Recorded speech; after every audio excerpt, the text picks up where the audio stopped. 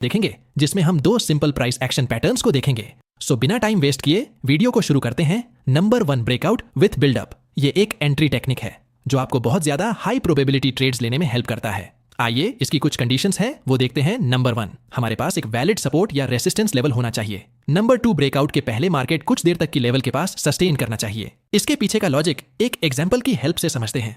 Suppose हमारे पास जो pattern है, जैसा कि आप सभी को पता है, ये एक असेंडिंग ट्रायंगल पैटर्न है और ये हमारे रेसिस्टेंस लेवल्स है। फर्स्ट पैटर्न में प्राइस यहां ब्रेकआउट देता है और हम यहां बाई करने की कोशिश करते हैं, और सेकंड पैटर्न भी सिमिलर असेंडिंग ट्रायंगल पैटर्न है, बट इसमें थोड़ा डिफरेंस है जो आप डायग्राम को देख के पता लगा सकते हो।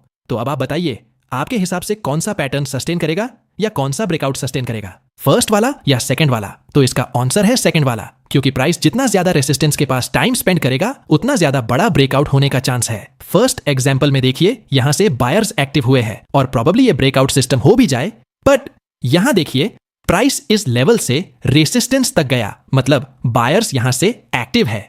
तो रेसिस्टेंस क्रॉस करते करते उन बायर्स को कुछ प्रॉफिट ऑलरेडी मिल चुका होगा जिन्होंने यहां कहीं बाय किया होगा। सो अगर इस पॉइंट पर मार्केट थोड़ा सा भी रिवर्स होता है तो वो लोग यहां प्रॉफिट बुक करके निकल सकते हैं, और उनका प्रॉफिट बुकिंग मतलब सेल ऑन ऑर्डर, तो ये ब्रेकआउट फेल हो सकता है। पर सेकंड केस में क्या होता है, प्राइस रेसिस्टेंस के पास एक टाइट रेंज बनाता है। इसका मतलब यहां फ्रेश बायर्स एक्यूमुलेट हो रहे हैं, तो यहां रेसिस्टेंस के पास फ्रेश बायर्स आते हैं जिनको अभी तक कुछ प्रॉफिट नहीं मिला। तो ऐसे में वो अपने स्टॉप लॉस का वेट करेंगे या प्रॉफिट का वेट करेंगे, और अगर ये ब्रेकआउट होता है तो जितने लोगों ने इस रेसिस्टेंस पे स्टॉप लॉस रखा होगा वो एक साथ ट्रिगर हो जाएंगे और हमें एक बड़ा मोमेंटम देखने को मिल सकता है। सिंपली इसे ही बिल्डअप बोलते हैं। जब प्राइस ब्रेकआउट के पहले एक टाइट रेंज में की लेवल के पास टाइम स्पेंड करता है तो इसे हम बिल्डअप बोलते हैं। एक और एग्जांपल देखते हैं। अब हमारे पास कोई पैटर्न नहीं है, यहाँ सिंपली हमारे पास रेसिस्टेंस लेवल है। डायग्राम नंबर 1 में प्राइस पैराबोलिक मूव के साथ रेसिस्टेंस को ब्रेक करता है, और डायग्राम नंबर 2 में प्राइस रेसिस्टेंस के पास थोड़ा टाइम स्पेंड करता है और फिर ब्रेकआउट देता है। अब आप बताइए कौन सा ब्रेकआउट सस्टेन कर सकता है, फर्स्ट वाला या सेकंड वाला? तो आंसर है सेकंड, जिस पे प्राइस रेसिस्टेंस के पास थोड़ा टाइम स्पेंड करता है। एक बिगिनर ट्रेडर यहां सोचेगा, डायग्राम नंबर 1 में प्राइस बड़े बड़े कैंडल बनाकर रेसिस्टेंस को ब्रेक करता है बिना किसी रुकावट के, मतलब ये एक बहुत स्ट्रांग ब्रेकआउट है। पर वो ये नहीं सोचता जनरली जिन लोगों ने यहां बाई किया होगा वो लोग अभी प्रॉफिट में होंगे और वो रेसिस्टेंस के आसपास अपना प्रॉफिट बुक करेंगे। उनका प्रॉफिट बुकिंग मतलब सेल ऑन ऑर्डर। अगर इस ब्रेकआउट के बाद एक भी बीआरएस मूवमेंट देखने को मिलता है तो जिन लोगों ने यहां बाई किया होगा वो सेल करके अपना प्रॉफिट बुक कर लेंगे और उनके सेलिंग से मार्केट नीचे आ सकता है। और वहीं डायग्राम नंबर 2 में न्यू बायर्स रेसिस्टेंस के पास एक्यूमुलेट हो रहे हैं, उनको अभी तक कुछ प्रॉफिट नहीं मिला। वो या तो यहां अपना स्टॉप लॉस का वेट करेंगे या फिर प्रॉफिट बुक करेंगे। मैं जो आपको समझाना चाहता हूं आप वो समझ रहे हो। एक एग्जाम्पल देखते हैं। ये हमारा रेसिस्टेंस लेवल है। Through these points next market वापस रेसिस्टेंस के पास आता है और यहां टाइम स्पेंड करता है। नेक्स्ट यहां हमें ब्रेकआउट मिलता है। अब हम यहां ट्रेड में एंटर हो सकते हैं और अपना स्टॉप लॉस यहां कहीं रख सकते हैं। अगला टेक्निक देखते हैं जो है फॉल्स ब्रेक सेटअप। इसका मतलब है जब ब्रेकआउट फेल होता है तो हम लूजिंग ट्रेडर्स की हेल्प से प्रॉफिट बना सकते हैं। एग्जाम्पल से समझते हैं। सपोज ये हमारा रेसिस्टेंस लेवल है और प्राइस स्ट्रांग मूव के साथ इस लेवल को ब्रेक करता है। तो जैसा कि हमने डिस्कस किया, यहां बिगिनर सोचेगा प्राइस ने यहां स्ट्रांग मूव के साथ बिना किसी रुकावट के रेसिस्टेंस को ब्रेक किया है, मतलब ये एक स्ट्रांग ब्रेकआउट है और वो यहां बाई करेगा। पर अगले कुछ सीजन में प्राइस सडनली एक रेड कैंडल के साथ रेसिस्टेंस के नीचे आ जाता है।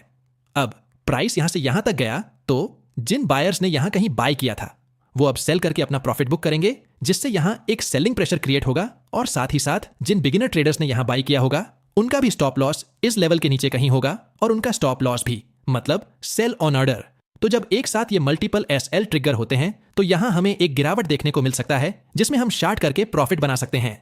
सेम इसके ऑपोजिट अगर सपोर्ट का ब्रेकआउट फील होता है तो हम इसके ऑपोजिट ट्रेड लेकर प्रॉफिट बना सकते हैं। और आपने ये देखा भी होगा जब भी ब्रेकआउट फील होता है तो प्राइस ऑपोजिट डायरेक्शन में बहुत तेजी से मूव करता है।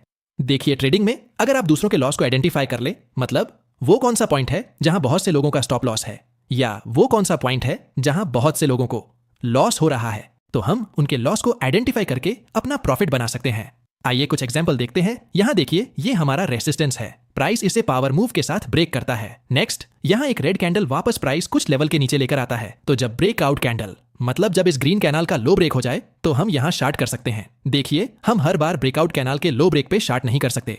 आपको ये आइडेंटिफाई करना होगा लोगों ने अपना स्टॉप प्लस कहां रखा है, मोस्टली एक बिगिनर अपना स्टॉप लॉस की लेवल के नीचे रखता है, या ब्रेकआउट के नीचे रखता है, या ब्रेकआउट का जो प्रीवियस कैनाल है उसके लो के नीचे रखता है। सो इस प्रकार हम फॉल्स ब्रेक पे ट्रेड ले सकते हैं। स्टॉप लॉस आप यहाँ कहीं रख सकते हो। नेक्स्ट फॉल्स ब्रेकआउट को अगर हम ट्रेंड के साथ कंबाइन कर दे तो ये हमारे लिए और भी अच्छा हो सकता है। फॉर एग्जाम्पल, यहाँ मार्केट अब ट्रेंड में है। नेक्स्ट ये हमारा रेसिस्टेंस लेवल है। नेक्स्ट प्राइस इस लेवल को ब्रेक करता है। अब सेम रेसिस्टेंस लेवल हमारे लिए सपोर्ट का काम कर सकता है। नेक्स्ट प्राइस इस लेवल को अप्रोच करता है और इससे ब्रेक कर देता है।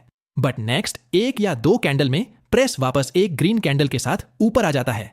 तो जब हमें ऐसा सेटअप मिलता है तो हम नेक्स्ट कैंडल में एंटर हो सकते हैं और हम अपना स्टॉप लॉस इस कैंडल के नीचे रखेंगे।